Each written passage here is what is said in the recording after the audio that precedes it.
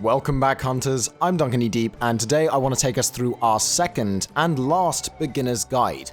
After this, you should be ready to head out into the world of Midgard, which is the world the Monster Hunter is set in, for your own adventure in Monster Hunter Generations.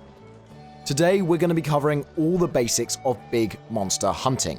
We're going to hunt the Great Macaw. As the smallest big monster in the game, it's a gateway monster designed to teach you how monsters behave and how to fight them, which is perfect for this tutorial. As you can see, the only quest objective here is hunt the Great Macaw.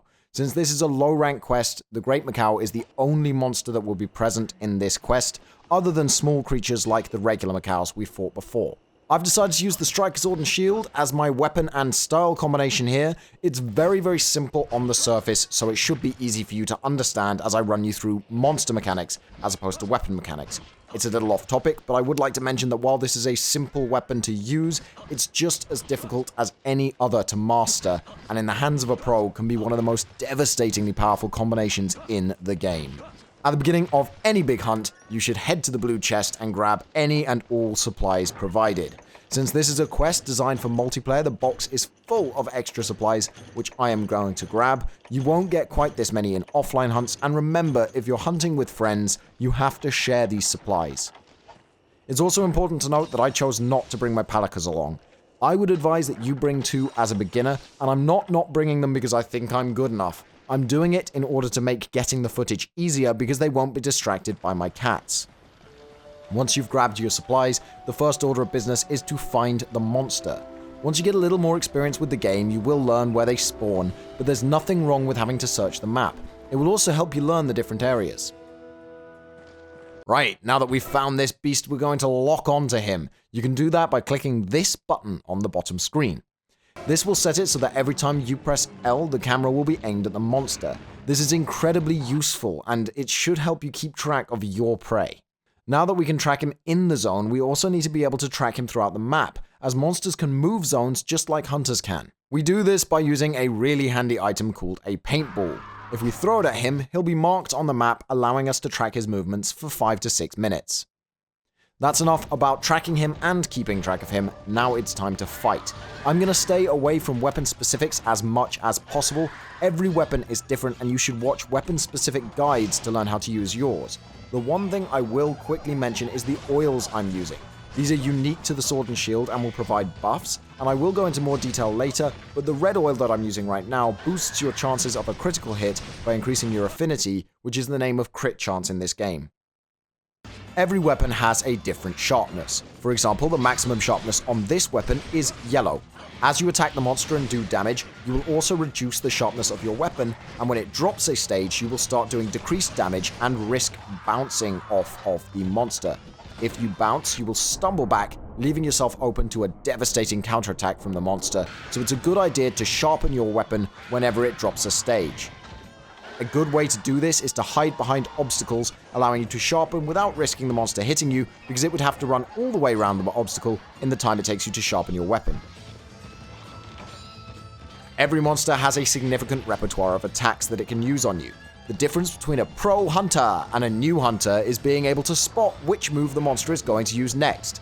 This is possible because every move has a tell, and I'm going to walk you through a few of the Great Macaws here. Obviously, every monster has different attacks and therefore different tells. When the Great Macaw turns himself sideways like this and pulls back, he's getting ready to use his hip check.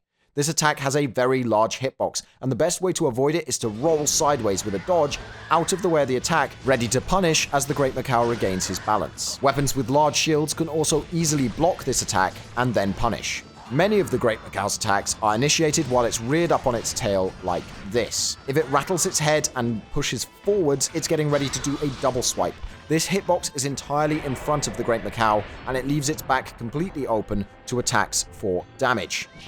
If it aims at you, rattles for slightly longer, and leans back, it's getting ready for a powerful lunge. Roll perpendicular to it so it's no longer facing you, and the lunge will miss. After the lunge, it will have a downtime, which you can easily punish with a few attacks. Very occasionally, it will slam its tail into the ground. When it does this once, move away. It's going to slam its tail in a wide circle around it, and it will do large amounts of damage if it hits you. Even the Great Macaw has many more attacks than these, and monsters further in the game will have a much larger arsenal.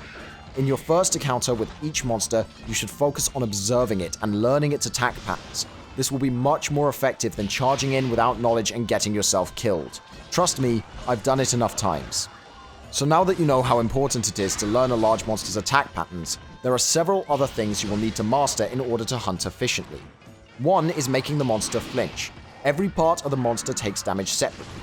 Although hitting any part will reduce the monster's overall HP, each part also has its own toughness. Once the damage you have dealt to that part surpasses its toughness, the monster will flinch for a few seconds. Making a monster flinch can be very effective. For example, on the Great Macaw, if you can reduce its tail's toughness to 0 and make it flinch while it is balanced on its tail, you will knock it to the ground, producing a shiny drop which can be collected for bonus items, and leaving it open to a huge amount of attacks.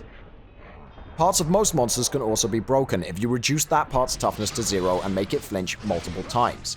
For many monsters, they can have their tails chopped off, for example. This will allow you to carve the tail as if it was a corpse for an extra carve, and it will increase the number of rewards you get in the end of the quest. Removing certain parts from certain monsters will also reduce their combat ability. For example, removing a monster's tail will shorten their tail swipes and other tail attacks significantly. Separate from the flinch counter, every monster also has its knockdown or ride counter. This is an amount of damage that you need to do with aerial attacks in order to get a ride off on the monster. To perform an aerial attack, if you're not using aerial style, you need to run off a ledge or roll off a ledge with your weapon unsheathed. Once you've done this, you can attack it from the air and it will get a flash of light which will indicate you've done an aerial attack. Once you've done enough aerial attacks, you will knock the monster down and initiate a ride.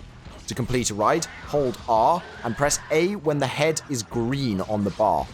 When it's yellow, just hold R until it goes green again, and then hammer A as fast as you can in order to knock the monster down. After a ride, you'll be able to attack the monster freely until it recovers onto its feet. Once you damage a monster enough or spend enough time fighting it, it will become enraged. It will often roar or perform a specific attack. In the Great Macaw's case, it does that circular slam tail attack as it becomes enraged, and it will start to smoke around its mouth. Many monsters will also glow or have some other physical change while enraged. It's very easy to see when a monster is enraged. When angry, monsters become faster, stronger, and will chain attacks much more quickly. This is where patience is a virtue. Rage doesn't last forever, and as beginner hunters, you should focus on staying alive while getting a few hits in when you are absolutely sure you are safe until the enrage ends. A little extra damage on the monster is not worth getting wiped out and sent back to base camp on a kitty cart. Just like the hunter, monsters have both HP and stamina. Reducing its HP is simple, hit it until it dies, but its stamina is a little more complex. Monsters will use up their own stamina when they attack, and when it hits 0, they will become exhausted.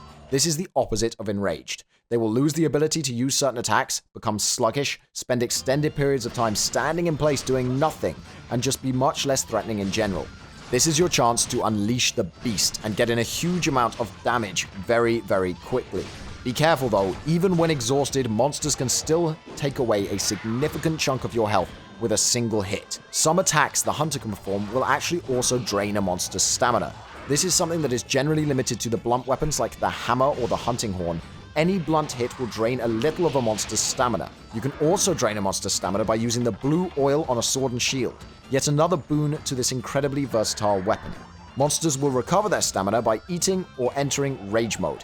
There's nothing you can do about the latter, but if you see them doing the former, you should try and make them flinch, interrupting their meal and often dropping a shiny. Finally, I'd like to talk about combat items. There are many items in the game to aid you in combat. I've shown you potions before and whetstones, but now I'm going to be talking about a couple of the offensive items.